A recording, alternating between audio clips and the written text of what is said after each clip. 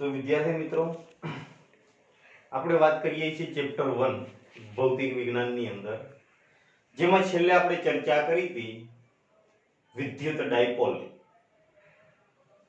વિદ્યુત ડાયપોલની અક્ષ પરના બિંદુએ વિદ્યુત ક્ષેત્ર મેળવેલું અને વિદ્યુત ડાયપોલની વિષુવ રેખા માટે પણ વિદ્યુત ક્ષેત્રનું સૂત્ર મેળવેલું, જેમાં છેદમાં r ઘન આવતો હતો. એટલે આપણે કીધું તો બિંદુવત વિદ્યુત ભાર હોય તો એનું વિદ્યુત ક્ષેત્ર r² ના વ્યસ્ત પ્રમાણમાં હોય, પણ ડાયપોલ માટે r ઘનના વ્યસ્ત પ્રમાણમાં હોય.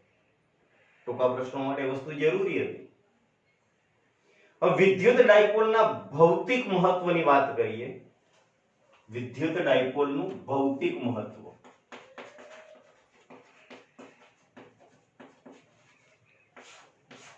કે જો વિદ્યુત ડાયપોલની અંદર ધન વિદ્યુત ભાર અને ઋણ વિદ્યુત ભાર, જો આ બંનેના કેન્દ્ર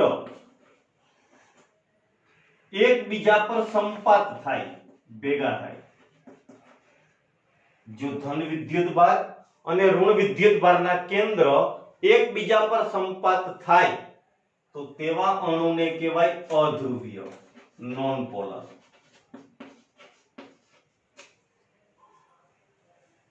જેની અંદર ધન વિદ્યુત ભાર અને ઋણ વિદ્યુત ભારના કેન્દ્ર એકબીજા પર સંપાત થતા હોય તો તેવા અણુને શું કહેવાય? અધ્રુવીય અણુ કહેવાય. ઉદાહરણ તરીકે લેવા જઈએ તો CO2 એટલે કે કાર્બન ડાયોક્સાઇડ, CH4 એટલે કે મિથેન. પણ જો તમે આને કોઈ વિદ્યુત ક્ષેત્રની અંદર મૂકો, બહારથી વિદ્યુત ક્ષેત્ર લાગુ પાડો તો આ બંનેના કેન્દ્ર છૂટા પડે અને ડાયપોલ મોમેન્ટ બને. P પ્રેરિત થાય ડાયપોલ મોમેન્ટ. P નું સૂત્ર યાદ છે ને? ડાયપોલ મોમેન્ટ P બરાબર Q * 2a. ડાયપોલ મોમેન્ટ કઈ દિશામાં હતી યાદ છે? ઋણ વિદ્યુત ભારથી ધન વિદ્યુત ભાર તરફ, -q થી +q તરફ. તો જે અણુમાં ધન વિદ્યુત ભાર ઋણ વિદ્યુત ભારના કેન્દ્ર એકબીજા પર સંપાત થતા હોય તો તેવા અણુને અધ્રુવીય અણુ કહેવાય. ઉદાહરણ કીધું CO2 અને CH4. પણ જો આને બહારથી વિદ્યુત ક્ષેત્ર લાગુ પાડીએ તો બંને વચ્ચે વિદ્યુત ડાયપોલ મોમેન્ટ પ્રેરિત થાય, એટલે કે બંનેના કેન્દ્ર છૂટા પડે, બે વચ્ચે પરિમિત અંતર બને. પણ જેમાં ધન વિદ્યુત ભાર અને ઋણ વિદ્યુત ભારના કેન્દ્ર સંપાત ન થતા હોય તો, એકબીજા પર સંપાત ન થતા હોય તો તેવા અણુને શું કહેવાય? ધ્રુવીય અણુ. જેમ કે પાણીનો અણુ H2O ધ્રુવીય છે, એને કોઈ વિદ્યુત ક્ષેત્ર નથી આપતા છતાં પણ એ ધ્રુવીય છે. આને ધ્રુવીય બનાવવું હોય તો શું કરવું પડતું? તો બહારથી વિદ્યુત ક્ષેત્ર આપવું પડે. તો આ વાત કરી આપણે ભૌતિક મહત્વ કોનું? વિદ્યુત ડાયપોલનું. હવે સમાન વિદ્યુત ક્ષેત્ર, એમાં ડાયપોલની વર્તણૂક શું હોય? સમાન વિદ્યુત ક્ષેત્રમાં ડાયપોલની વર્તણૂક, ડાયપોલ કેવી રીતે વર્તન કરે છે? હવે સમાન વિદ્યુત ક્ષેત્ર કોને કીધું તું આપણે? કે જેમાં બધી જ વિદ્યુત ક્ષેત્ર રેખા સમાંતર હોય, એક જ દિશામાં હોય અને સમાનાંતરે હોય. ધારો કે આવી ઉર્ધ્વ દિશામાં લઈએ વિદ્યુત ક્ષેત્ર રેખાઓ,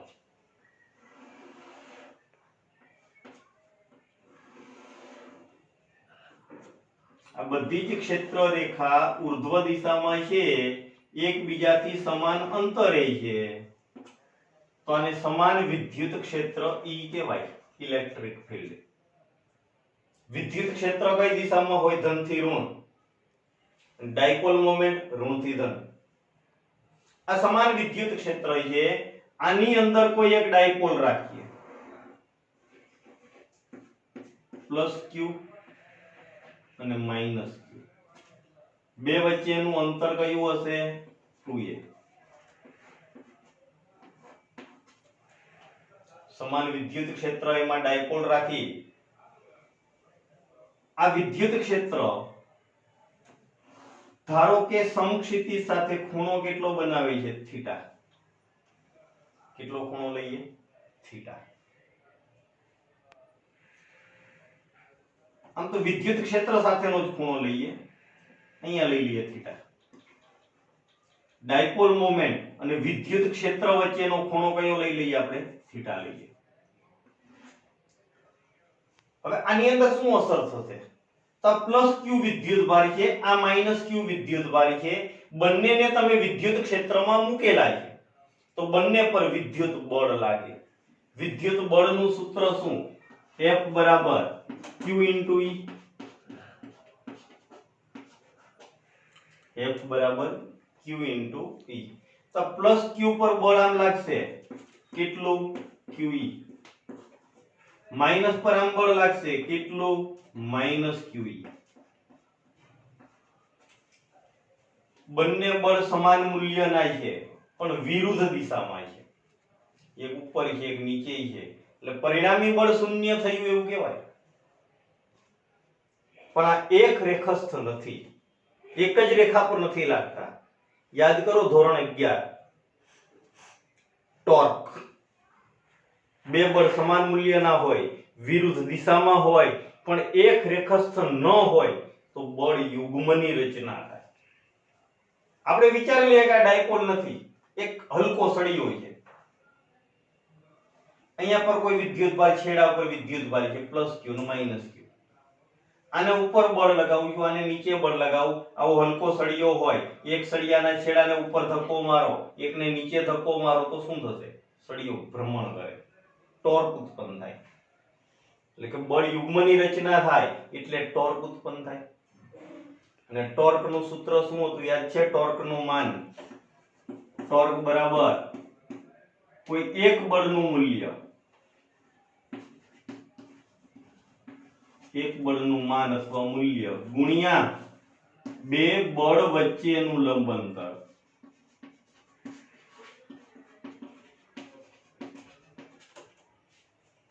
કોઈ પણ એક બળનું મૂલ્ય લેવું છે, મૂલ્ય એટલે કેટલું લઈશું, QE,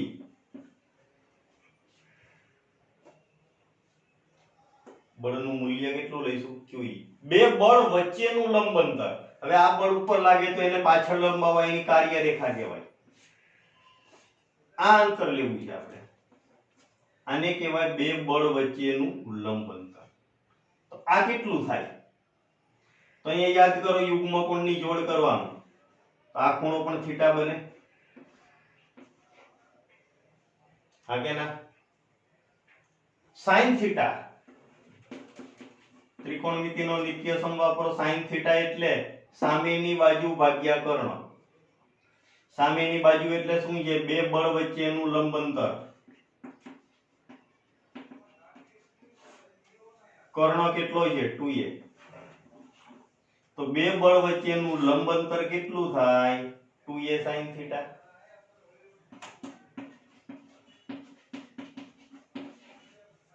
ક્યાંથી લાવ્યા, પહેલા શું કર્યું હતું, સમાન વિદ્યુત ક્ષેત્ર ઉર્ધ્વ દિશામાં લીધું, એમાં એક ડાયપોલ મૂકી, વિદ્યુત ક્ષેત્ર સાથે ખૂણો કેટલો બનાવે છે થીટા, એટલે અહીં ઉપર દર્શાવવાનો,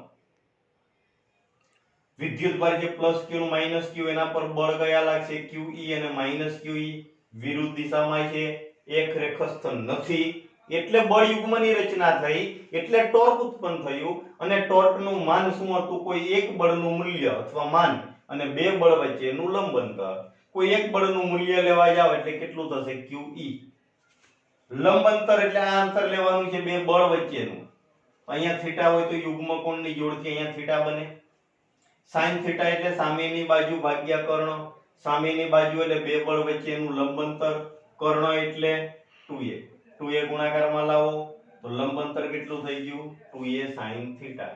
પણ યાદ કરો q2a એટલે p, 2aq એને શું કહેવાય, p, e sin થીટા, ને pe sin થીટા ન લખવો હોય, સદિશ સ્વરૂપે લખવું હોય તો આવું લખાય p ક્રોસ e, યાદ કરો ક્રોસ ગુણાકાર એટલે sin ઘટક આવે, આ સદિશ સ્વરૂપે લખ્યો એટલે ટોર્ક સદિશ।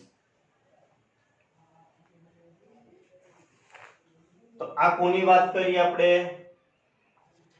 કે સમાન વિદ્યુત ક્ષેત્રની અંદર ડાયપોલની વર્તણૂક કેવી છે, અથવા એવું પૂછે સમાન વિદ્યુત ક્ષેત્રમાં ડાયપોલ પર લાગતા ટોર્કનું સૂત્ર મેળવો.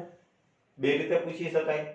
સમાન વિદ્યુત ક્ષેત્રમાં ડાયપોલની વર્તણૂક સમજાવો, અથવા એવું પૂછે સમાન વિદ્યુત ક્ષેત્રમાં ટોર્કનું સૂત્ર મેળવો. પણ જો અસમાન વિદ્યુત ક્ષેત્ર હોય તો અસમાન એટલે વિદ્યુત ક્ષેત્ર રેખા સમાંતર ન હોય, ઉપર જતા ભેગી થતી હોય કે છૂટી પડતી હોય તો અસમાન વિદ્યુત ક્ષેત્ર કહેવાય. તો સ્વાભાવિક છે કે એમાં બે બળ સમાન મૂલ્યના વિરુદ્ધ દિશામાં ન પણ હોય, તો કુલ બળ પણ શૂન્ય ન થાય. અને કુલ બળ શૂન્ય ન થાય તો એનું રેખીય સંતુલન ન રહે. એટલે ડાયપોલ ભ્રમણ પણ કરે, ગતિ પણ કરી શકે. ભ્રમણની સાથે ગતિ પણ કરે. જો તમે ડાયપોલને વિદ્યુત ક્ષેત્રને સમાંતર ગોઠવો, વિદ્યુત ક્ષેત્ર અને ડાયપોલ મોમેન્ટ એક જ દિશામાં હોય તો એને પરિણામી બળ કઈ તરફ લાગે? તો વધતા ક્ષેત્રની દિશામાં, એટલે વિદ્યુત ક્ષેત્રની દિશામાં. પણ જો તમે એને પ્રતિ સમાંતર ગોઠવો, વિરુદ્ધ દિશામાં ગોઠવો, વિદ્યુત ક્ષેત્ર જમણી બાજુ જતું હોય અને ડાયપોલ મોમેન્ટ ડાબી બાજુ હોય તો એનું પરિણામી વિદ્યુત ક્ષેત્રની વિરુદ્ધ દિશામાં બળ લાગે. એટલે ઘટતા વિદ્યુત ક્ષેત્રની દિશામાં બળ લાગે, એટલે કે વિદ્યુત ક્ષેત્રની વિરુદ્ધ દિશામાં બળ લાગે. તમે કોરા વાળ સાથે કાંચકાને ઘસો, કાગળના ટુકડા પાસે લઈ જાઓ તો કાગળના ટુકડાને આકર્ષે. આવું નાના હોય ત્યારે રમેલા હોય તમે. ઘણી વાર ફુગ્ગો હોય, ફુગ્ગાને વાળ સાથે ઘસીએ, દિવાલ પર લગાવીએ છીએ, હવા ભરેલો ફુગ્ગો તો દિવાલ સાથે થોડો સમય ચોટેલો રહે. બીજો પ્રયોગ કરી શકાય. ફુગ્ગાની અંદર હવા ભરો, કોરા વાળ સાથે ઘસો અથવા કાપડ સાથે ઘસો અને પાણીની ઝીણી ધાર પડતી હોય નળમાંથી, એની બાજુમાં ફુગ્ગો લઈ જાવ તો સીધી ધાર પડતી હતી એ પણ વક્ર થઈ જાય. એકદમ પાતળી ધાર વાળવાની, ધોધ નહીં પાડવાનો. તો શા માટે થાય છે? કાગળના ટુકડાને શા માટે કાંસકો આકર્ષે છે? તો કાંસકાના દાંતાઓ જે છે એમાં અસમાન વિદ્યુત ક્ષેત્ર ઉત્પન્ન થાય. આ અસમાન વિદ્યુત ક્ષેત્રને તમે કાગળના ટુકડા પાસે લઈ જાઓ તો કાગળના ટુકડામાં ઋણ ધન છૂટા પડે, એટલે કે ડાયપોલ મોમેન્ટ પ્રેરિત થાય, જેના કારણે એને આકર્ષણ બળ લાગે અને કાગળના ટુકડા એના તરફ આકર્ષાય છે. તો વાત કરીએ આપણે પેલા વિદ્યુત ડાયપોલનું ભૌતિક મહત્વ. એમાં બે શબ્દ લીધા, અધ્રુવીય અણુ અને ધ્રુવીય અણુ. અધ્રુવીય અણુ ક્યારે કહેવાય? કે જેમાં ધન ને ઋણ વીજભારના કેન્દ્ર એકબીજા પર સંપાત થતા હોય તો અધ્રુવીય, CO2 અને CH4. પણ એને તમે અસમાન વિદ્યુત ક્ષેત્રમાં મૂકો તો, અથવા બહારથી વિદ્યુત ક્ષેત્ર લાગુ પાડો તો એના કેન્દ્ર છૂટા પડે. અને જો સંપાત ન થાય તો ધ્રુવીય કીધું.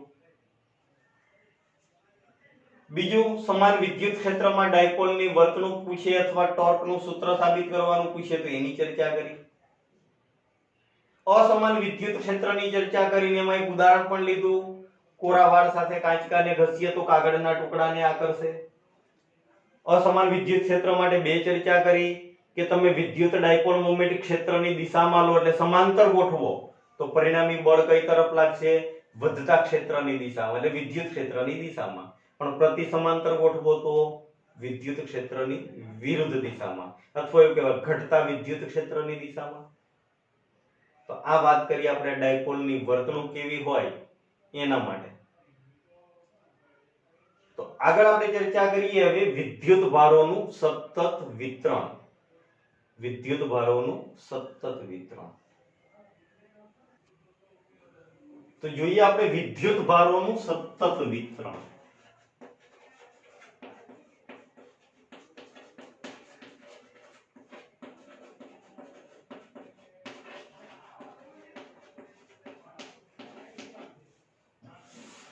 વિદ્યુત ભારોનું સતત વિતરણ આપણે ત્રણ રીતે ભણવું છે. એક રેખીય વિતરણ,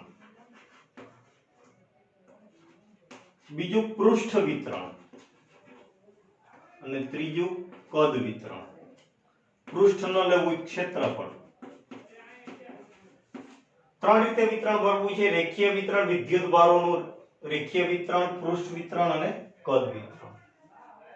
એકની ચર્ચા કરીએ, ત્રણે ત્રણ સરખા જ છે. મોટા ભાગે ટૂંકા પ્રશ્નોની અંદર આનો ઉપયોગ થતો હોય છે. આ કોઈ એક યામ પદ્ધતિ છે, બે યામ લઈએ. આવો કોઈ એક રેખીય રેખા છે કે જેના પર વિદ્યુત ભાર સતત ફેલાયેલો છે, સતત વિતરણ થયેલો છે. કુલ લંબાઈ L લેવાય. આનો એક નાનકડો ભાગ લઈએ જેની લંબાઈ લઈએ ડેલ્ટા L. કેટલી લઈએ? Delta L. આખા રેખા પર વિદ્યુત ભાર Q હોય તો આ સૂક્ષ્મ ભાગ પર વિદ્યુત ભાર કેટલો લેવાય? Delta Q. આ ઉગમ બિંદુ, ત્યાંથી આનો સ્થાન સદિશ R લેવાય. તો આખી રેખા છે જેની લંબાઈ L લઈએ, એના સૂક્ષ્મ ભાગની લંબાઈ ડેલ્ટા L લઈએ. આખા રેખા પર ફેલાયેલો વિદ્યુત ભાર કેટલો છે? Q. તો સૂક્ષ્મ વિદ્યુત ભાર કયો લીધો? Delta Q. ઉગમ બિંદુથી આ ખંડનો સ્થાન સદિશ કેટલો છે? R. હવે એકમ લંબાઈ દીઠ વિદ્યુત ભાર, એકમ લંબાઈ દીઠ વિદ્યુત ભાર, શબ્દ ધ્યાન આપજો. એકમ લંબાઈ દીઠ વિદ્યુત ભાર, જેને લેમ્ડા વડે દર્શાવાય. આ લેમ્ડા એટલે રેખીય વિદ્યુત ભાર ઘનતા. રેખીય વિદ્યુત ભાર ઘનતા.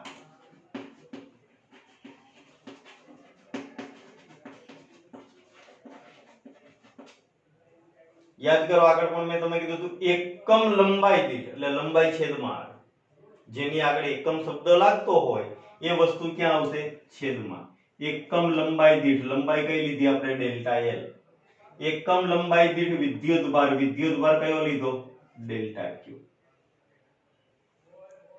તો આને કહેવાય એકમ લંબાઈ દીઠ વિદ્યુત ભાર લેમ્ડા એટલે delta Q upon delta L. આ લેમ્ડા ને શું નામ આપ્યું?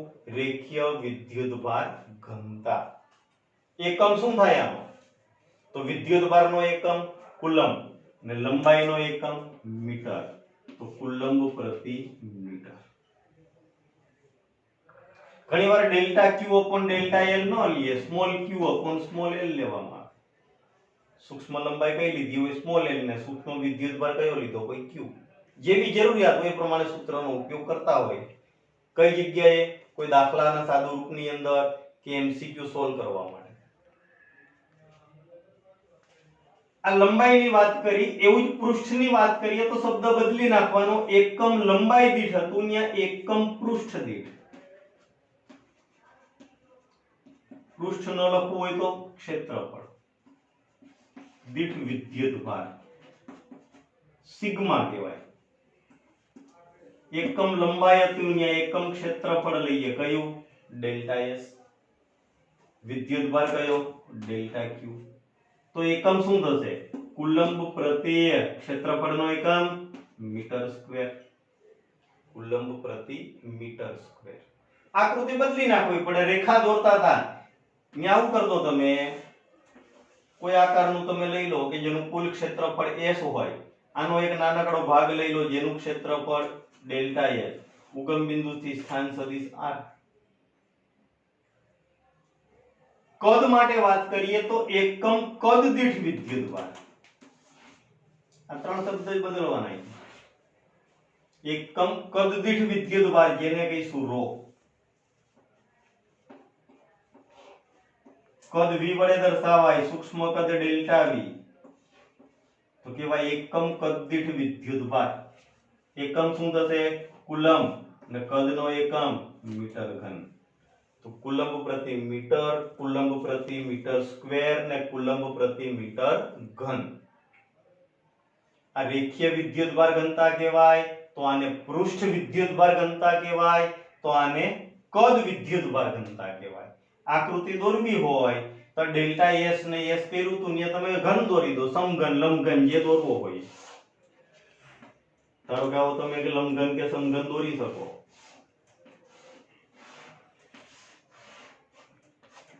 આનું કુલ કદ V કહેવાય. તો આમાં એક નાનકડો ખંડ લઈ લો, એનો સ્થાન સદિશ r લઈ લો, તો આનું કદ કયું કહીશું? Delta v. એટલે રીત ત્રણેયમાં સરખી છે. અલગ અલગ પૂછે, 2 માર્કમાં પૂછે કદાચ કે રેખીય વિદ્યુતભાર ઘનતા સમજાવો, તો વ્યાખ્યા અપાય, સૂત્ર લખાય, એકમ લખાય, એની આકૃતિ દોરાય. આવું પૃષ્ઠ માટે લઈ શકાય, કદ માટે લઈ શકાય. આના પરથી પારિમાણિક સૂત્ર બનાવતા આવડે? કુલંબ આને 2 રીતે લખાય, m0 l-1 કેમ કે છેદમાં મીટર છે, t0 c1 કુલંબ 1. જો c ન લખવું હોય તો યાદ કરો સૂત્ર q બરાબર it એમ્પિયર સેકન્ડ. આવું પણ લખાય m0 l-1 t0 એ 1 t1 એમ્પિયર સેકન્ડ. એવું જ આના માટે કરવું હોય શું થઈ જશે? l-2. આમાં શું થઈ જશે? l-3. તો આ શેની વાત થઈ? પારિમાણિક સૂત્ર. તો આપણે વાત કરી વિદ્યુતભારનું સતત વિતરણ. 3 રીતે ચર્ચા કરી: રેખીય વિતરણ, પૃષ્ઠ વિતરણ, કદ વિતરણ. વ્યાખ્યા ત્રણેયમાં સરખી જ યાદ રાખવાની છે કે એકમ લંબાઈ દીઠ વિદ્યુતભાર તો એને કહેવાય રેખીય વિદ્યુતભાર ઘનતા. એકમ પૃષ્ઠ દીઠ વિદ્યુતભાર તો એને શું કહીશું? પૃષ્ઠ વિદ્યુતભાર ઘનતા. એકમ કદ દીઠ વિદ્યુતભાર તો એને શું કહીશું? કદ વિદ્યુતભાર ઘનતા. રેખીય વિદ્યુતભાર ઘનતા લેમ્ડા વડે દર્શાવાય, પૃષ્ઠ વિદ્યુતભાર ઘનતા સિગ્મા વડે દર્શાવાય અને કદ વિદ્યુતભાર ઘનતા ρ વડે દર્શાવાય.